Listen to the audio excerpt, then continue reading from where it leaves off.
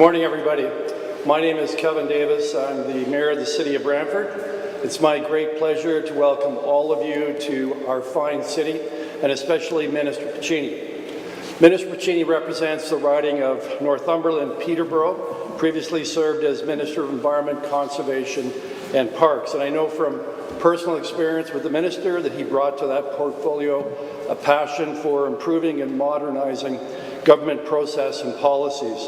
And I believe we're going to hear today that this same passion for reform continues in his current position as Minister of Labour, Immigration, Training and Skills Development.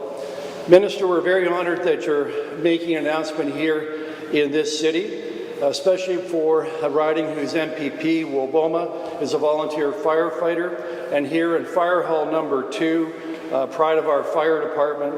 And we have a department here with a very storied history going back to 1836. And for those of you who are challenged by arithmetic, that's 188 years ago.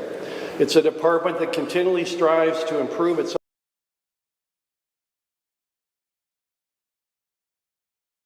who are members of the department. Minister, we are proud of our department, we're proud of our city, and we're proud that you're here today to make a very important announcement. Thank you.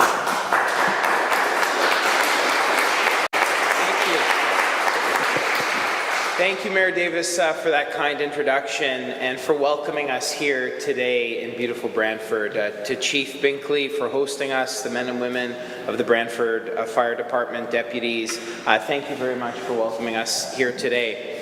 Before I begin, I'd like to say a special thank you to Greg Horton, President of the Ontario Professional Firefighters Association, and Gavin Jacklin, OPFFA Operational Disease Chair. Both have been such remarkable champions for firefighters across Ontario.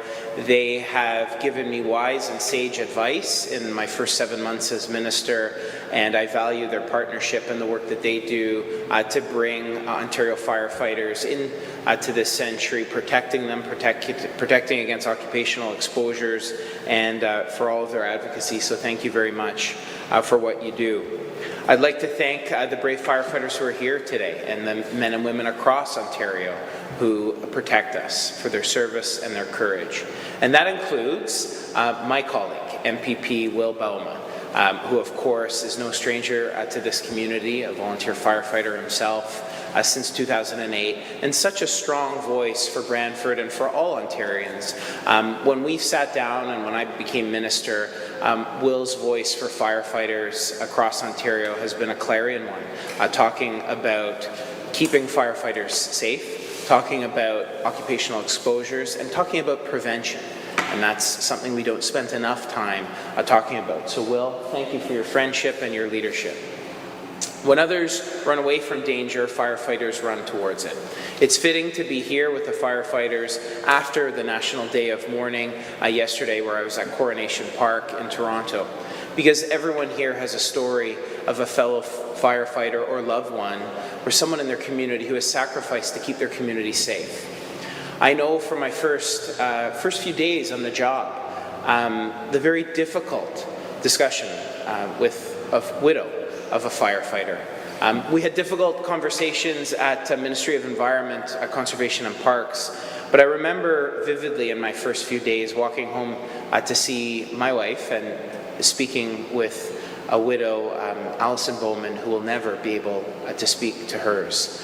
This was, of course, Captain Craig Bowman's story, who died in the line of duty from esophageal cancer and whose advocacy with her daughter, Alexi, and the entire Bowman family helped inform moves that we made to provide retroactive coverage for esophageal cancer. And again, I want to thank Greg, Gavin, and the team for their leadership in making that happen. Heroes like Captain Bowman deserve to have a government that values their service. And I recognize the risks that firefighters take each and every day.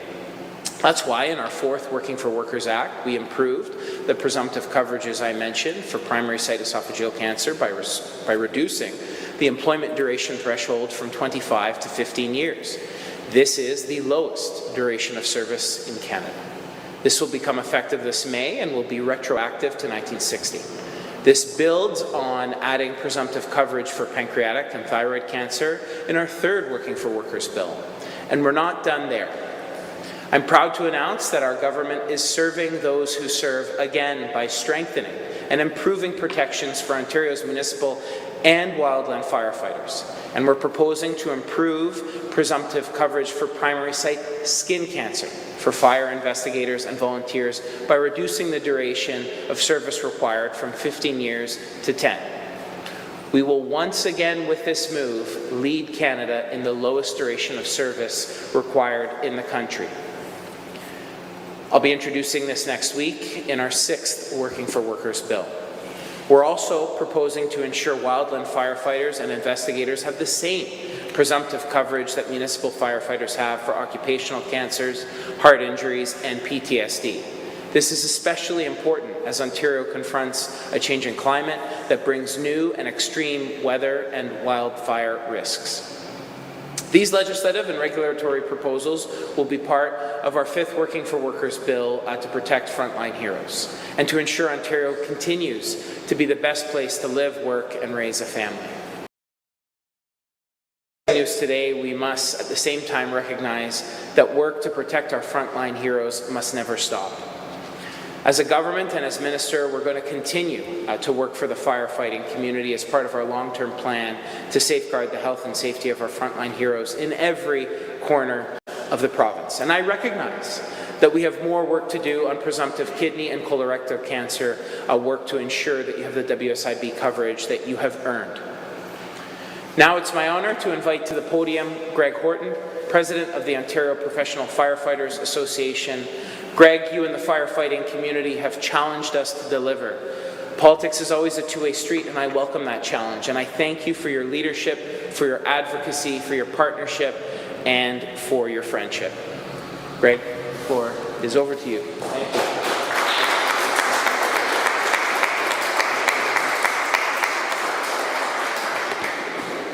Thank you, Minister, for those kind words. Good morning, Minister Piccini, MPP Boma, distinguished guests, and brother and sister firefighters. My name is Greg Horton, and it is my honour to speak to you today representing the Ontario Professional Firefighter Association's 12,000 members.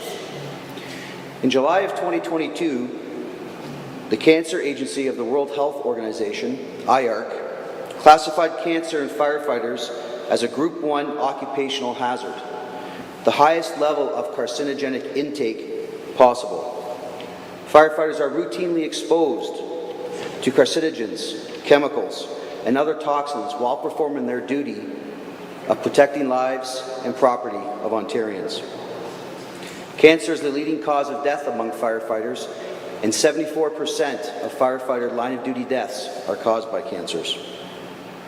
Today, the provincial government has made a commitment to firefighters and their families to recognize that those members who contract skin cancer will now need 10 years of service in order to be recognized as an occupational illness due to their years of service protecting our communities across Ontario.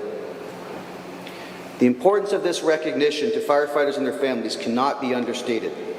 Those that become ill no longer have to worry about the loved ones they leave behind. And the families that are left behind have the security to move forward and the peace to know that their loved ones have been recognized for their sacrifice. This recognition is not meant to replace the void left by the passing of a loved one. It does not take away the pain or reverse the circumstances that led to their tragic death. On behalf of my brother and sister firefighters and their families, I would like to thank Premier Doug Ford, Minister of Labour David Piccini, Solicitor General Michael Kersner for their unwavering support for firefighters across Ontario. Without you, this would not be possible. To the families of our members that have yet to contract these terrible diseases, know this: we will continue to work to eradicate cancer from the fire service. We will continue to advocate for improved health and safety policy and procedures. We will continue to advocate for better preventative measures, and we will continue to advocate for safe personal protective equipment that will not contribute to our cancers. For those of you on duty today, stay safe, and to all those in attendance, thank you very much for being here for this important announcement.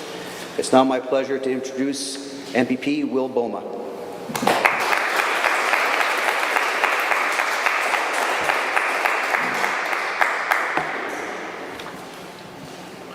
Good morning, everyone. It's a pleasure to be here, and it's great to be here with Minister Piccini. Minister, you always pick up the phone when I call. You come to my office and talk about these issues. You always respond to my text. And today is another testament to that work, not because of my advocacy, but because of the great advocacy of firefighters across the province of Ontario. And I'd like to appreciate everyone for their work on this. And thank you, Greg, for being here today, too. It means a lot. It's very good to see you. I am proud that our government, under the leadership of Premier Ford, listens to the unique needs of Ontario's frontline emergency workers. As an active duty volunteer firefighter with the County of Brantford Fire Service, I know firsthand that the supports we're announcing today will improve the lives of many workers and their families alike. They build on the expanded access to coverage we brought in through previous bills, and we will never stop working to better support firefighters and all workers across the province.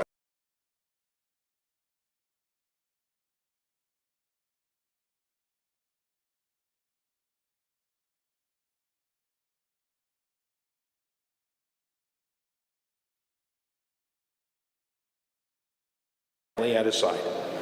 He was a lifelong resident of Paris in his 70th year. Mac was a firefighter in Paris for 26 years and was also involved in training. He worked at Conestoga College in the pre-fire service program for 12 years and loved helping students become firefighters. Mac was happiest hanging out with family and friends. You could always find him sitting in front of his wood stove in the shed with the doors open watching a ball game. He loved the outdoors. He loved camping and fishing and canoeing, and he was usually the camp cook. He found great joy in taking his grandsons on fishing excursions and spending time with them. Beloved and much loved husband to Cindy for 47 years. Loved dad to Krista, and the late Michael, devoted grandpa to Hudson and Corson. He will be missed by his siblings, in-laws, and their families. And friends may call this evening at the William Kipp Funeral Home, 184 Grand River Street, North Paris. Tonight, 2 to 4 and 7 to 9. Donations to the Cancer Society or the Royal Canadian Legion Branch 29 would be appreciated. I wanted to say that because our work is not done. I think one of the reasons that I'm so proud to be part of this government is that we put out a Working for Workers Act on a very regular basis. We continue to hear the needs of our frontline personnel, and whether that's through cancer or through PTSD, we hear you, we appreciate you, and we will make the changes that we have to, and I will continue to advocate for those things. Firefighters can count on Premier Ford, Minister Piccini, and our entire government to have their backs. And I would now like to welcome Minister Piccini back to the podium. And Minister, thank you again for coming to Brantford Brant.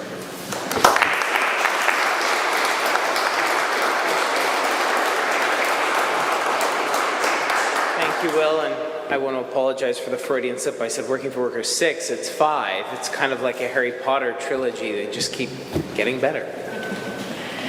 Thank you very much, everyone. We will now open up the floor for a media Q&A. As a reminder, one question, one follow-up. Would media please come up to the microphone? Hi, Minister. Lorenda from CBC News. I'm going to start, actually. I have one and one from my colleagues on the national side. Does this mean that families who lost wildland firefighters to associated illnesses can make claims? Yes. Yes, it does. Thanks, Lorena. I appreciate the question. Yes. Okay. And is, including the wildland firefighters, is this in response to not being able to find enough firefighters for that?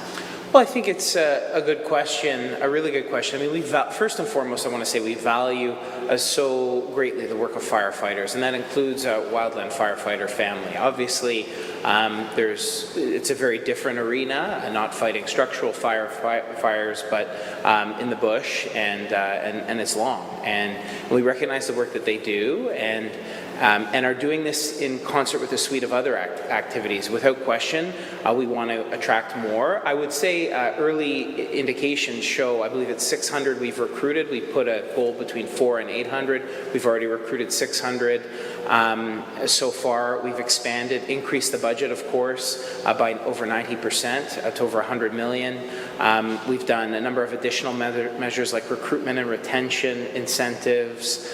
We've taken measures as well to include supports for individual personal protective equipment. So I think it's part of a suite of measures to attract and retain more firefighters, also recognizing the supports with the retroactive coverage and PTSD supports that I mentioned and that I'm announcing today. But you can't stop there. You've got to keep working for firefighters, and that's why every year we table Working for Workers bills, recognizing that it's an iterative process, not one and done. Okay, now on to the questions that are my questions. Yes. I know that you have had previous announcements related to expanding cancer coverage for firefighters. Why didn't you just do it all at the same time at that point? And you said there's still more work to do with the kidney and colorectal cancers. So why didn't that already happen? I know, it's a good question, and one I know Greg and the team fight for as well. You know, when we make this move, we've put it in legislation. I think it's an important measure, ensuring that should any government, I don't know why they would ever consider doing this, but down the road would seek to make any changes, they would have to go to the legislature. That's an important versus just a trip to cabinet to change a regulation. That is now requiring it to go to the floor so that all Ontarians can see. So that was an important first step. The second bit on the costing and supports, you know, we work with WSIB and our partners to inform the measures that we're taking and do it in a thoughtful approach. But I would say, you know, I don't want to lose sight of the fact that, look, we could have done a lot of things over the last 15 years. Previous Liberal governments didn't. We did. And we're doing it in a big way with thyroid, pancreatic, esophageal, skin. And I made a very open commitment today to finishing with colorectal and kidney. Another part of this bill is going to be the changes to sick notes. Yes. This was, it appears, your government undoing something that had been put in place already by the previous government. Is this just another example of your government reversing a decision that it made earlier? No. You can say a lot of things, and you know, I'm a big sports guy. Liberals threw a ton of Hail Marys at the end of a deeply unpopular regime that saw them reduced to no party status, and so Hail Marys that were thrown in the wake of an election. Sorry to get political, but that's a fact, and we've taken a measured approach. I mean, I visited. Why was I elected? The number of small businesses that were punished by the policies of the previous government. You have to strike a balance. And you know, every union that I've spoken to, in particular private sector unions in building and construction trades, recognize that that they succeed when their employers succeed, and that you have to work together. We're doing it for occupational health and safety here. And on the sick notes, we're putting patients, you know, over paperwork. 19 hours is what doctors spend on writing notes, you know, and we've heard from family physicians that, you know, you've got to have that accountability piece, but that sick notes isn't the avenue to do it, and we heard from doctors loud and clear. Thank you. Are there any other media inquiries? Thanks. Hi, Al Sweeney from CHCH in Hamilton.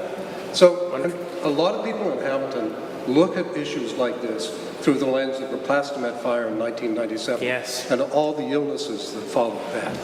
Is there any way to say, if these changes had been in effect then, what difference would it have made for these folks? Yeah, I think that's an excellent question.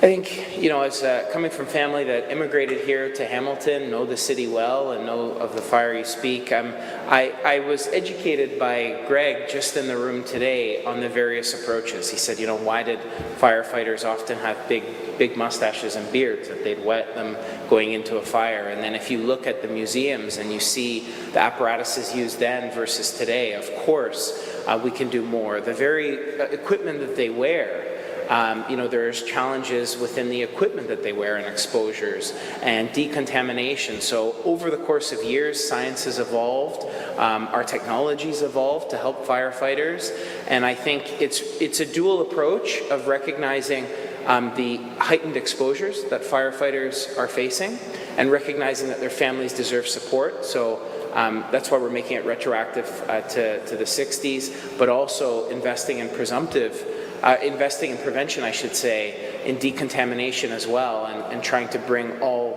fire halls along with us in that approach too. So I know after I'm going to see some new measures that are being taken and stuff that we want to support going forward. So people affected by the Plastomet fire, they would have had easier access to compensation? Or? Well, I think those that have been denied WSIB compensation until now will have access, and it's retroactive to 1960, recognizing, I mean, the esophageal cancer that I mentioned that we introduced last Working for Workers that I announced in Welland. Over the weeks thereafter, I heard from so many families who came forward after, not that many, but they did say, David, you know, we will now have the supports that we feel we deserve because they lost a loved one in the line of duty. So it's an important recognition, that retroactive piece. And that retroactivity applies for the wildland firefighters as well, for the past few years? There's a retroactive component to wildland firefighters as well. Yeah. Thank you. Thank you. Hi, Vincent Ball. I'm a reporter with the Expositor. I want to make sure I heard correctly. I heard something along the lines that the previous government didn't do anything with respect to. Did I hear that right, or is there something well, I think, clarify? I mean, how would you phrase that? Anything's a strong term. What I would say is that, you know, I think that they could have and should have done more. They didn't. We did. And so I'm not going to impugn motives. I think everybody's in the legislature for the right reasons, to fight for their communities. I'm pointing out that in the discussion that Lorinda brought up about, you know, doing all of the measures that we've taken, I think it is worth noting that those measures could have been taken under the previous government, but they weren't. You know, I can't surmise as to why, but what I can say is that we are listening, we are working, we are addressing these measures, thanks to the advocacy of the OPFFA and the leadership of firefighters all over Ontario who are advocating. So, you know, I think it was just pointing out a fact of history, and I'm proud that Premier Ford and our government are taking these steps and listening to the advocacy. I think there may be some people in this city that would disagree and say that you're building on what has been established by the previous government, but I'll check the record on that.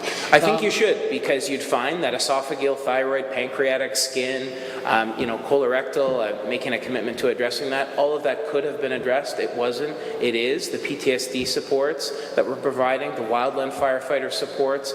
So again, you know, everybody gets into politics for the right reasons. Previous governments did some great things, but the fact of the matter remains that they didn't do these measures. We are getting it done, and look forward for hopefully their support, the support of the independent members and the opposition NDP.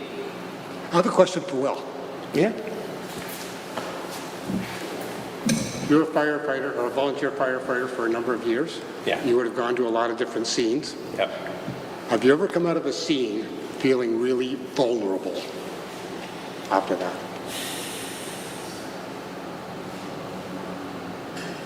I would say no.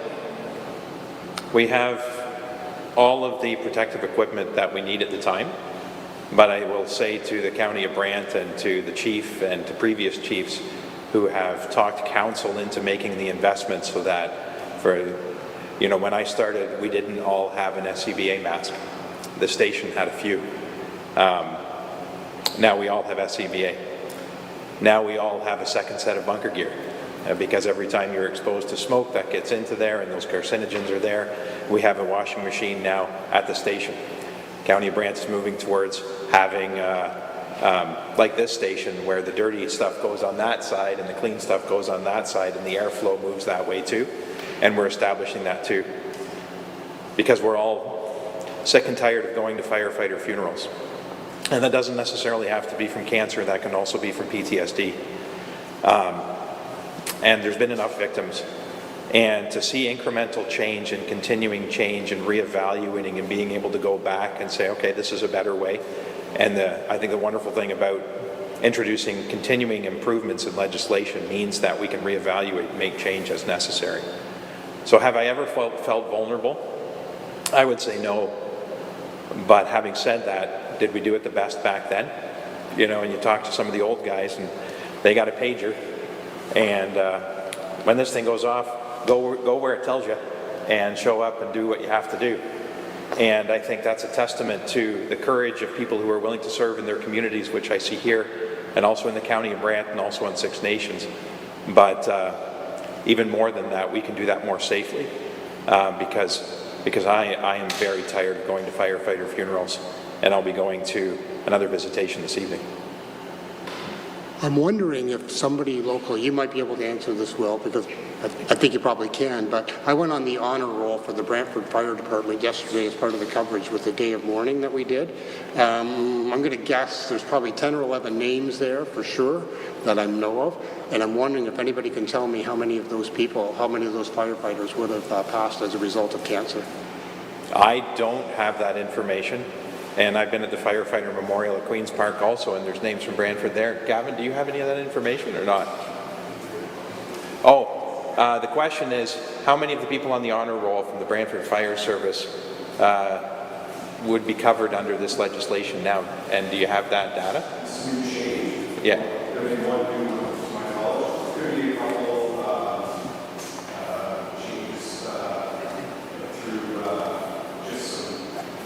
So that can be an offline conversation between you and Gavin afterwards.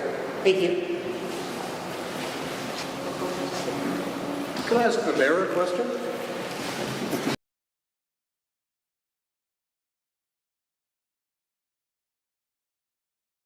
does it mean for your fire department? It means for our fire department, I think the impact is more on the members of the department, having the assurance that there will be an expanded list of potential cancer conditions that they will be covered under. I think that gives them a degree of confidence. So far as operating policies and procedures, safety is one of the core values that we operate under at the City of Brantford, and as does the Brantford Fire Department. And the members of the Brantford Fire Department, I'm sure, would be pleased to show you that this fire hall, which is our newest fire hall, incorporates the latest of procedures that are designed to protect firefighters and to make sure that that the particulate that they pick up while fighting a fire is not brought into the firehouse, and that we're quite proud of the leadership of the fire department and the staff and the members of the fire department that we're always continue to strive to improve our policies and procedures, and I think this fire hall is a demonstration of that. Thanks.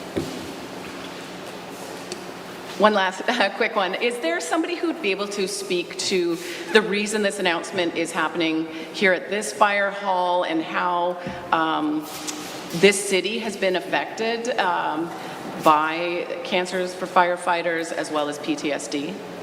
Sure, absolutely. As the Minister indicated, we've moved some of the cancer recognition and the latency periods along. We have spread these announcements out through the entire province to reflect the communities where we serve, and in particular in Brantford. One of our members here today, it's a Brantford firefighter, has been the chair of our occupational disease committee that services the families throughout Ontario as they process their claims through WSIB. So I asked the Minister today if he thought it was appropriate to come to Brantford to pay a little bit of homage to one of our own, Gavin Jacqueline, who looks after the families of fallen firefighters across Ontario. And additionally, I believe we have a Brantford firefighter who will now be covered by this legislation once it goes through.